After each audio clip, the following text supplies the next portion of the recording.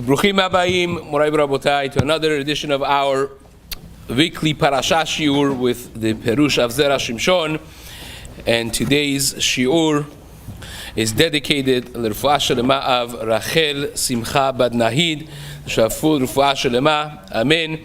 Also has been dedicated for Zera Shekayama of Tila Bracha Bat Afsaneh and Yonatan ben Farideh, Devorah Bat Rachel and Binyamin ben Reuven, Ariel Yochai ben Afsaneh and Elinor Bat Tzara, Eldad ben Mahnaz Miriam and Bracha Bat Marcel Dina, and for Zchut of a proper Shidduch for Sarah Bat Pnina, Sarah Bat Rosie, Ezra ben Marcel Dina, Israel ben Sarah, Orael Bat Sarah, Devorah Bat Ronit, Nava Tehila, Shebezat Hashem find their zivug bekarov, Amen.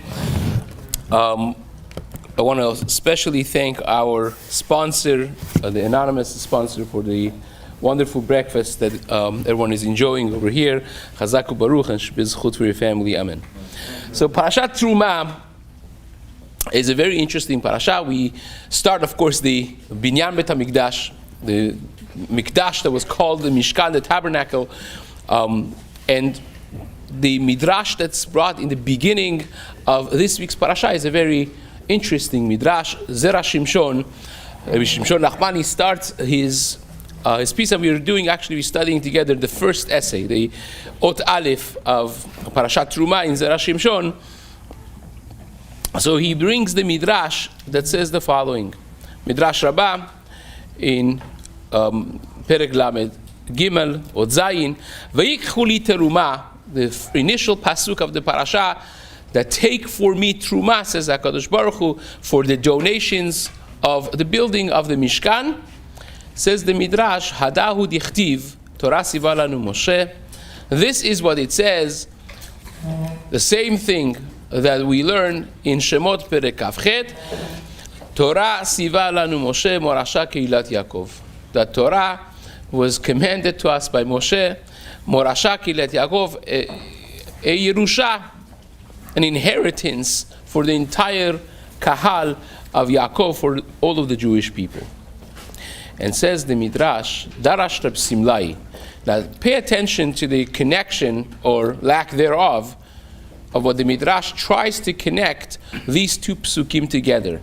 Says the Midrash, Darash Reb Simlai, Taryag mitzvot nitnu leYisrael keminyan Torah. 613 mitzvot were given to us like the gematria, the numeric value of Torah. But of course, if you count Torah, it's not 613, it's 611.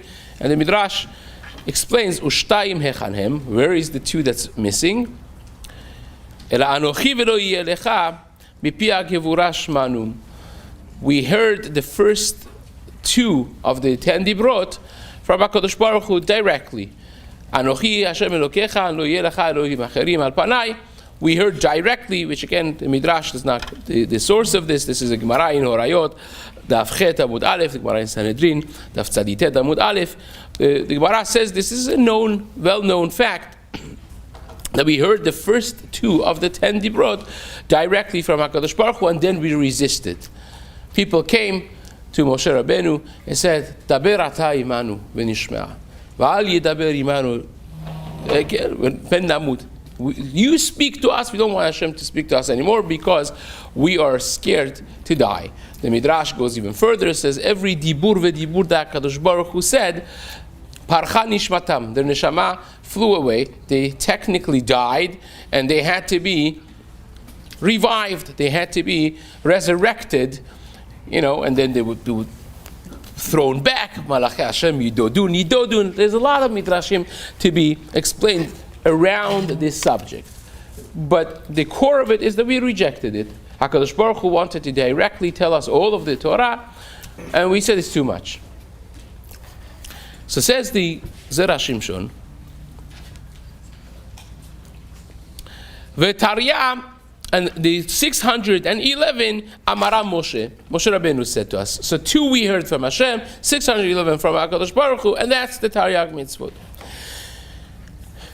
Continues the Midrash, Morasha al tikre Morasha ela Yerusha. And it says Morasha Keilat Yaakov means this is our inheritance. It's ours. It has been passed down as a Yerusha, but not Morasha, it's Yerusha. What's the difference exactly, Morasha and Yerusha? Morasha is something you inherit from your father. Yerusha is something you inherit your children, usually. But what exactly the difference? Ve'u tamua, says Zera Shimshon, this is such a strange midrash. For many reasons. Because, A, what's the connection of Torah Siva Lanu Moshe to Vayikchu li Terumah? It's no connection. Terumah is you're supporting financially the building of the Mishkan. What does that have to do with giving of the Torah exactly? We're not talking about building the Mishkan now. And secondly, says the Zera Shimshon, Ma inyan morasha v'yerusha lekan. What does he have to do that the Torah is called a morasha, and then don't read morasha, read Yerusha? The whole thing does not connect really well. You read the Midrash, okay, beautiful, 613, some Gematria, but it doesn't connect. Certainly does not seem to connect with Parashat Terumah. To be the opening thing of our Parasha in Midrash Rabbah is a very strange Midrash. Now he tries to explain this, and he does such a wonderful job. V'yesh lomar de'ita b'Midrash Rabbah. He brings the Midrash Rabbah in Shir HaShirim, in the very beginning of Shir HaShirim, and the pasuk of Yishakeni min neshikot pihu ki tovim dodecha miyayin. Amar Rabbi Yehuda, b'sha'ah sheshamu Yisrael anochi Hashem Elokecha. When we heard directly from Hashem, anochi Hashem Elokecha, nitkat Talmud Torah belibam. The Torah became attached to our heart in a way that we would never forget it. Had we not messed up, it would have been a Torah that you would learn and you would never ever forget any details of it. Once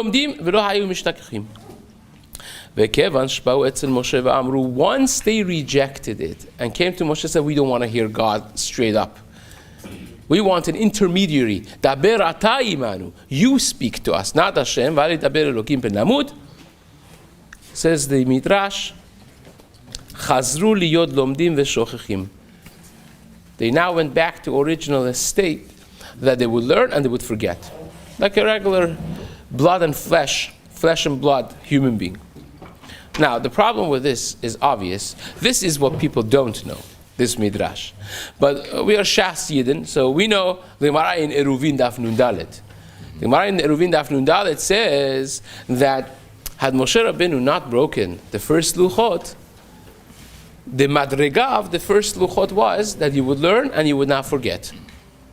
Once Moshe Rabbeinu broke the luchot, right? That's why it was Mizeu Mizem Ktuvim was a very special thing. The first luchot. Actually, Rabbi Yitzchak Hutner in Pachad Yitzchak in Chelik of Shavuot, he has a beautiful essay on this, which I may have enough time to just get back to it to a full circle. But this is the Gemara that we all know. That had it not been because of Moshe Rabbeinu breaking the first luchot, we would never forget anything we will learn. And that is a contradiction. Because first you're telling me that they were not forgetting the Torah only up to the point that they rejected Moshe Rabbeinu, HaKadosh Baruch Hu's direct commandment. Since they said, Daber ata imanu, they would be forgetting. And this is before any luchot was given. This is by Aseret HaDiberot. And then you tell me that even 40 days later, had Moshe Rabbeinu not broken the luchot, they would not be forgetting. So, which one is it? And says the Zera Shimshon something fascinating. It says, really what was happening is, HaKadosh Baruch Hu gave them a second chance. Originally, when HaKadosh Baruch Hu wanted to give them the Torah, they were not supposed, if they heard it from Hashem, that connection that they would forge with HaKadosh Baruch Hu, a direct connection, would not even need a luchot. This almost sounds like saying that we would not end up with the two luchot, had we not rejected. I had once a theory as a teenager that the way the chronology of the Torah works by mentioning to us Chet HaEgel and then saying the commandment of building the Mishkan, that had it not been because of Chet HaEgel, we would never have a Mishkan because we would never need a Mishkan. The Ramban really disagrees with this. From Zohar, it's not like that, but there are Ibn Ezra and many others, the Siforno, there are those Rishonim who learned like this, that we wouldn't need an object to connect with HaKadosh Baruch Hu. It would be like the Avot HaKadoshim, that Shekhinah resided with them within their Ohel. We didn't need a Mishkan. That's only because we lost that closest relationship with HaKadosh Baruch Hu, and now you have to go kind of like have a center for it. Now you have to have an object of Luchot.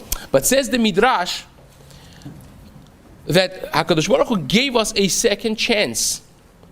Says the Zera Shimshon. Says, now you messed up, you rejected my direct connection with you, I still give you another thing. The Torah itself, the Luchot, if you don't mess up from now on, because of the Luchot, that connection that we have together is like the Gemara in Baba Batra Yudala. The Gemara says Moshe Rabbeinu was holding two. Luchot were 6 tfachim from both sides, not like the conventional thing that's a half a circle on the top. Even Michelangelo did not make that. His is just the mistake by him is this thin, and also it's rectangular. Really, they were not rectangular. They were square and 6 tvachim from each side and 3 tvachim thick. And the Gemara says Moshe Rabbeinu was holding 2, HaKadosh Baruch Hu Kaviyachol was holding 2, and the 2 tvachim in the middle was just the luchot. So I once wrote that what it means is the Israel ve'oraita ve'kudsha berichu chatu, the way we connect to HaKadosh Baruch Hu is through holding on to the Torah. Kol ha'machazikim ba, right? People, Etz Chaim, the Torah becomes Etz Chaim if you grab hold of the Torah. Through the Luchot, says the Zera Shimshon, you would not forget the Torah.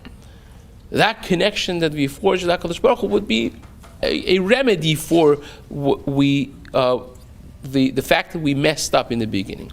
But then we had Chet HaEgel, and Moshe Rabbeinu broke the Luchot, so we lost completely. We went back to that original level that we had before.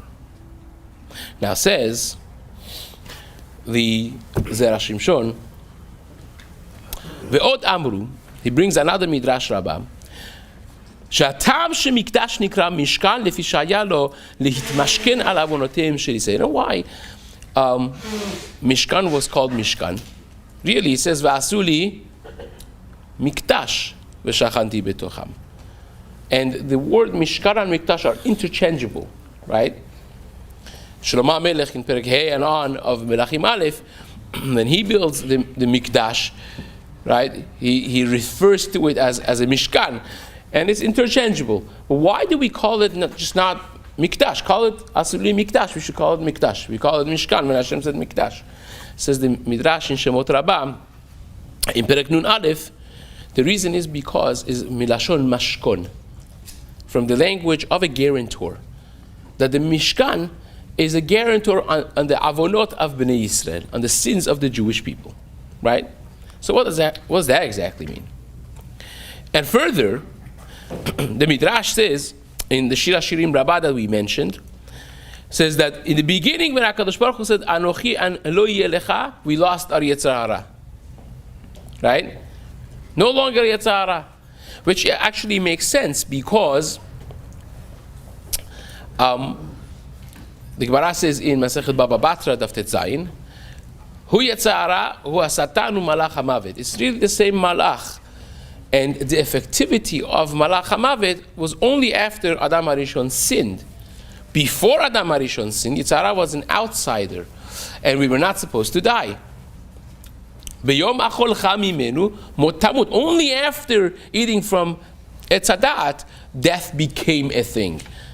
So there was no governing of Yetzer Hara or Malach HaMavet over the people before. And Chazal tell us, of course, we all know that when we said Na'aseh v'nishma, when we accepted the Torah, Paskal zu hamatan, we went back to the level, the Madriga of Adam HaRishon, prior to chet of Etz Hadat, to the sin of the fruit.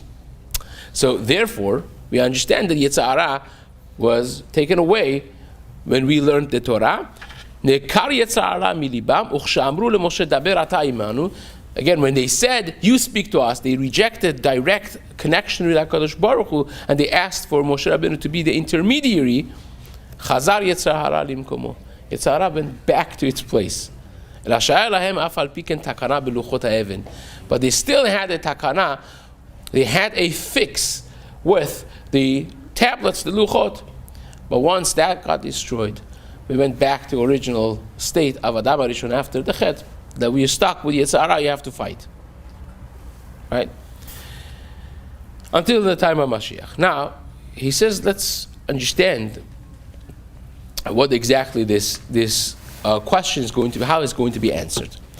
So he says, the reason that this is called the Nedava, the donation to the Mishkan is called Terumah, is because of this pasuk of Torah Siva Lanu Moshe, because Terumah, all it is Torah with a mem in the middle.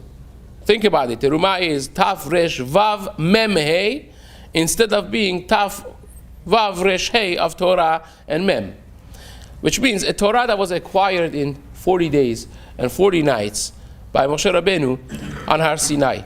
That's what Terumah is.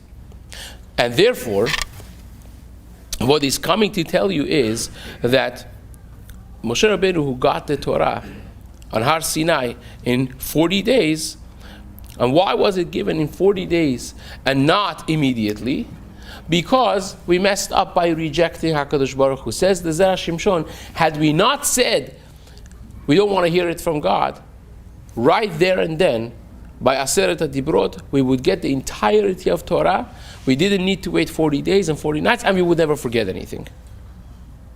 The reason that we had to wait is because we messed up originally.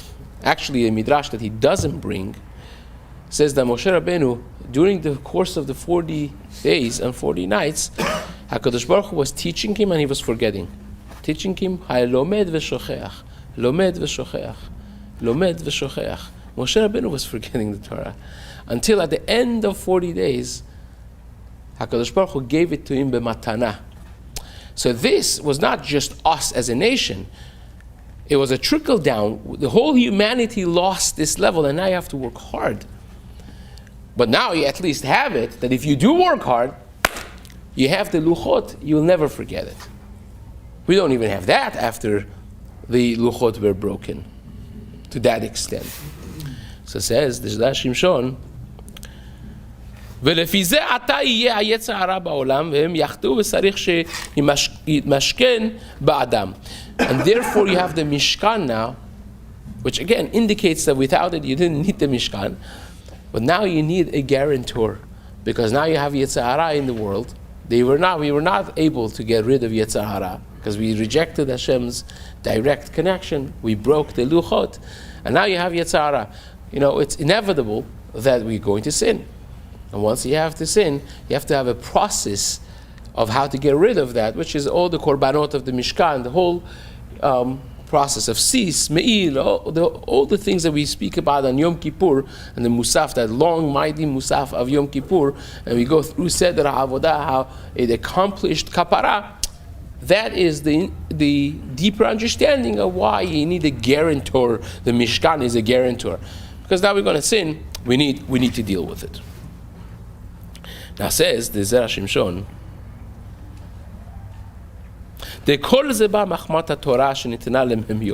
all of this is because we didn't get the Torah right away. We had Terumah, which had the Torah after Mem, after 40 days. If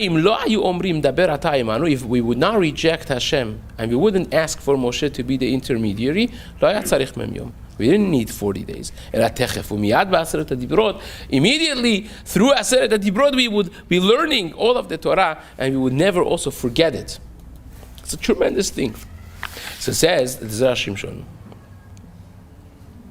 And if you say, he now explains the Gemara with Rab Simlai, that there are two ways not to forget the Torah. Now that we have the Yetzer Hara, let's be, esoteric, amazing, theoretical and hypothetical things are beautiful. But down to earth, now we have the Yetzer Hara. Now what? So it says, ואם תאמר, אתה שגבר עלינו כוח היצר הרע והשכחה וכבר הרבינו לחטוא. Now that we have the יצר הרע, we have sinned, we continue to sin, and we need the Mishkan to be the guarantor. איך יספיק בידינו לגבול עצמנו והמשכן? How can we save ourselves with the situation that we have? לכן הוסיף רבי סמלאי לדרוש הסמיכות של מורשה אצל תורה. Therefore, Rabbi Simlai says, the end of the pasuk of Torah siva lanu Moshe, that we got this Torah from Moshe Rabbeinu, not from Hashem. We rejected that direct thing, and we had to wait 40 days and nights, all of that. But at the end of the day, it's Morasha Kehilat Yaakov. It is a Yerusha for us. And don't read Morasha Ela Yerusha. What does that mean? It means like this, because the Midrash there says, we didn't quote the whole Midrash. The rest of the Midrash in Shir Hashirim, right there in Perek Aleph Dalet, is Hitchilu lomdim veshochim. They were learning and they forgot after they rejected Hashem's direct connection, and they didn't like it. They said, well, we were not forgetting before, now we're forgetting. We want to go back. Let's do a rerun over here, right? They said, Ma Moshe basar vedam over, af Talmud over. Just like Moshe Rabbeinu is going to die one day, the Torah is teaching us is going to be also completely lost at some point. Chazru etzel Moshe. They went back to Moshe. They said, we were gypped. We want a rerun. Amru lo halevai yigaleh lanu pam shniya. We want to do this over again. Can we do this over again? Amar lahem. He said, Ein zu achshav. It's not going to happen right now. It's going to be in the time coming up. He doesn't bring the whole pasuk over here. He just says, look at the Midrash over there, but that's what the Midrash says. So it's going to be at time Mashiach that I'm going to write it on your heart. You're never going to forget it then. That means you lost the opportunity. It's that opportunity is never going to present itself now until the time of Mashiach. Now, let's quickly go through this. And therefore, it says, Torah sivalanu Moshe, that's Morasha. It's true that Moshe Rabbeinu is going to die, but the Torah is a Morasha. It's an inheritance that's going to stay. But within that, the Midrash is, the Rav Simlai is teaching you also a secret of how not to forget the Torah. Right? And says, it's always going to stay as an inheritance. But that's only if it's a morasha, which means you are teaching it to other people. Now, this is important because, first of all, the Gemara says in Sanhedrin, in the Tzadi Aleph, in the Agatas of Masechet Sanhedrin, in Tzadi Aleph Amud Bet, the Gemara says from the pasuk that we just mentioned, that kol hamonea, any person that stops Torah, from teaching Torah to other people, is like stealing from his father's Yerusha, because it is all of our inheritance. And if you could teach it and you don't, you're stealing his part of the Yerusha from him. But it's more than that. The Gemara says Masechet Ta'anit Daf Zayin, that you learn Torah by teaching it to other people. So I learned a lot of Torah from my Rebbeim. I learned more than that from discussing it with my friends and my peers. But the most that I learned was from teaching Torah. And according to this Midrash and this Gemara, a deeper understanding in that Gemara in Ta'anit is when you teach it, that you're tapping now into a Morasha, a Yerusha, because it's an inheritance being given down. And if you tap to that, then the Torah is given to you. The Midrash actually says, in line with the fact that Moshe Rabbeinu was forgetting and learning and forgetting, until Hashem gave it to him b'matana. Hashem gave it as a gift to him. The Midrash also says, on the same pasuk, mi midbar matana, that from midbar, from the desert, we got the Torah as matana. The Midrash says, Kol hamesim asmo, hefker ke midbar. Anyone that makes himself hefker, like a desert, That's hefker.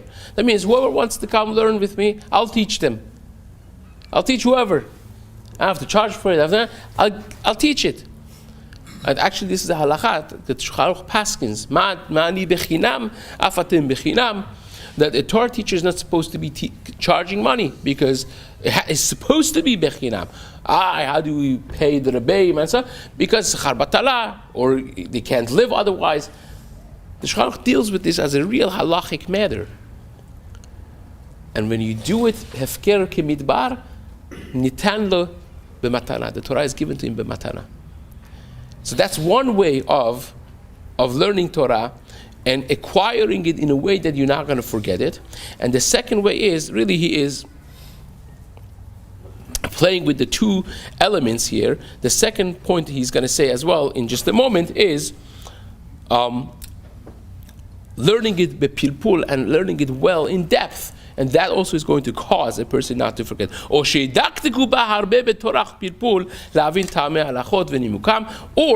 learn it in depth in a way that you're not going to forget it, like the Gemara says in Eruvin, Daf Nun Gimel, Amud Aleph. The Gemara there says, and he paraphrased the whole Gemara. I'll explain to you what the Gemara says. The Gemara in Eruvin, Nun Gimel, Amud Aleph says that Bnei Yehuda, it compares people of Yehuda versus people of Galil. It says, Bnei Yehuda, the Galu Masechta, Nitkaimat Toratam Biyadam. Bnei Yehuda, that they were Galu Masechta. Doesn't explain what that means. The Torah stayed with them. And Rashi says, Galu Masechta, one perush that he heard, Rashi says, is that they were teaching other people. Whatever they learned, they made sure to teach to other people. And therefore, the Torah stayed with them. They didn't forget their Torah. The second perush that Rashi brings is, Galu Masechta means they learned it so well and in depth. They did not suffice with a superficial learning. They learned and reviewed and learned and reviewed. And that's why they remembered it. So says the Zera Shimshon, that's the two ways to stay with the Torah that we have nowadays, to be connected to the Torah in a way that you give it as a Yerusha to other people, and also you're dedicated to learning it properly, and that's how you're not going to forget it. Now I want to add to this just a little bit, is again, he has another whole piece to the second piece of the first essay, in which he brings the Megale Amukot, that Moshe Rabbeinu in the 40 days and 40 nights was learning Torah Sheba'al Peh. That's what he was learning. Because how many hours do you have in 40 days and 40 nights? Do the math over here. Right? Total? How many? 960. Great. Right? 960. That's the count of the Mishnayot, the Prakim of Mishnayot that we have in Shas. Now it's 5. Avot. But it's Bekitzur, without getting it complicated. It's 960 prakim. This is a famous Megala Mukot. Many others write about this and around this. And that's the Torah Sheba'al Peh. That the revival of our connection with HaKadosh Baruch Hu, the remedy that was given is Torah Sheba'al Peh. That even though that now the Reshut was given to write the Torah, but being osek in Gemara, in Torah Sheba'al Peh, is really what gives us that relationship back with HaKadosh Baruch Hu. But it is more than that. I'll just go back for the 2-3 minutes that we have left to the Pachad Yitzchak that I mentioned. Yitzchak Kutner writes a beautiful, fantastic essay about comparison of Luchot Rishonot and Luchot Shniyot. Writes Rab Hutner, why is it that they did not forget when they had the Luchot Rishonot? Why? What's the difference? And says Rab Hutner, because our relationship with the Torah very much mimics our relationship with HaKadosh Baruch Hu, our neshama and guf. Our neshama is a spiritual element in our existence. Our guf is the earthy, the physical element of our existence. And they are combined together as a unit that we call a human being. So the same thing is with the Torah.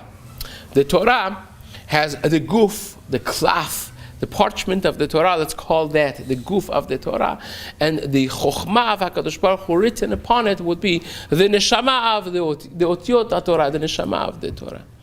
And he actually explains through that a very strange midrash. The midrash says when Moshe Rabbeinu broke the luchot, took a hold of them and broke them by the mountain, the otiot, the letters of the Torah, flew away. Have you ever thought about this, by the way? Now, what was the material of the otiot of the Torah on the luchot? Stone. No, that was the material of the luchot. It was carved in through and through. So what's the material of the writing? Nothing. Air. Air. How does air fly in air? What does it mean exactly? Have you ever thought about this? It's like a very sure question. So what it means is like this. Again, I'm paraphrasing in my own way to make it a little more understandable. But it says, the reason you didn't have an ink writing on the luchot was because our guf, when we said Na'aseh v'nishma, we completely dedicated and subordinated ourselves to HaKadosh Baruch Hu, our understanding to HaKadosh Baruch Hu. So we don't need to understand it. We say whatever you say, we do. Even before we hear it. That Na'aseh v'nishma, that's total subordination of the guf to the neshama, took us back to the level of Adam HaRishon before the sin. Because he didn't have to mix his own da'at. That was the whole sin of Etz HaDa'at, that he wanted to have his own input and da'at. He decided against what he was told. And when you subordinate and nullify that da'at to HaKadosh Baruch Hu, you're back to that level. So you have a reality that the guf is completely batil, nullified and subordinated to the neshama. Therefore, the guf and neshama of the Torah became one and the same. It was not one thing on another thing. It was the same thing. Like a guf that's completely nullified to the neshama. And therefore, something that's not, it's echad. Something that's one does not decompose. When the guf becomes completely one with neshama, just like neshama is eternal, the guf will stay eternal. They don't have to separate. The separation of death only happens when you decided that my guf is separate from my neshama. And that's what they did again. The redo of Adam HaRishon was done by Chet HaEgel. When they decided that they're going to veer off the path that HaKadosh Baruch Hu has said. And now, when the Midrash says the otiot parchu ba'avir, means we lost that level of the otiot being part and parcel of the luchot. Now you have to take dio and write on a klaf. There is the guf and there is the neshama. No longer the guf is subordinated to the neshama. And that explains why we were not forgetting.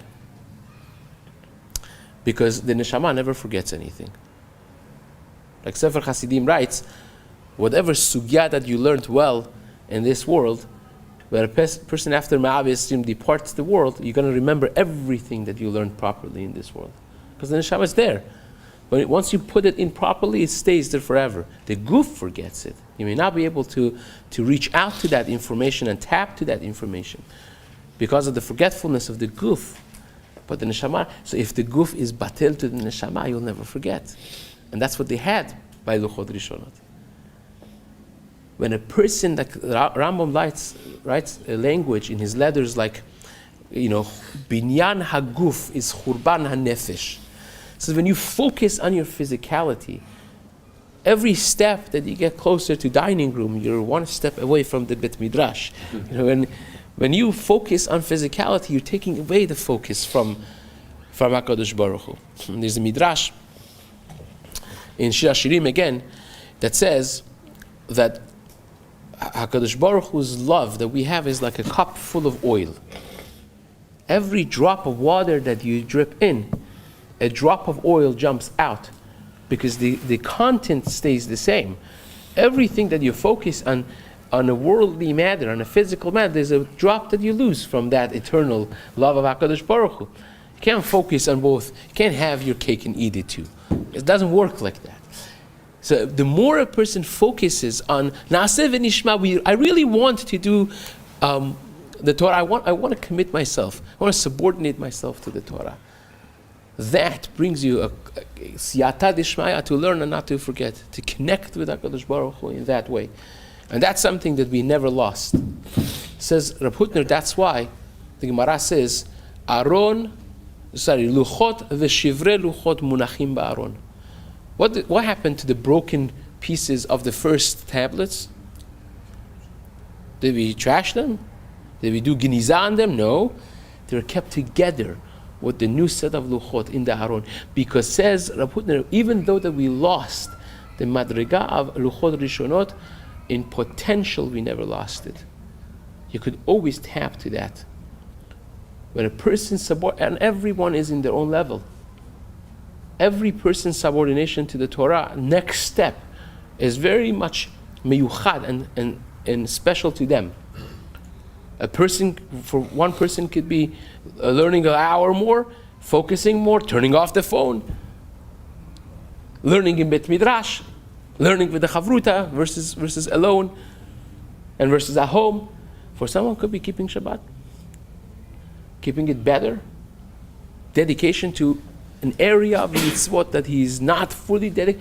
That subordination is a very personal thing. But the core element stays the same. That when a person is mebatel, subordinates himself to HaKadosh Baruch Hu, the more of that you have, and the more sincere of that you have, the more we will actually gain that. And that's what the Chazal say. Ubetorato yegeh yomam v'layla. Na'asit Torah dileh. When you toil in Torah, when you subordinate yourself to Hashem and to His Torah, it becomes your Torah. And your Torah you're not going to forget. Because now you have ownership. Nitan lahem b'matana. It's given b'matana, something so powerful and so beautiful.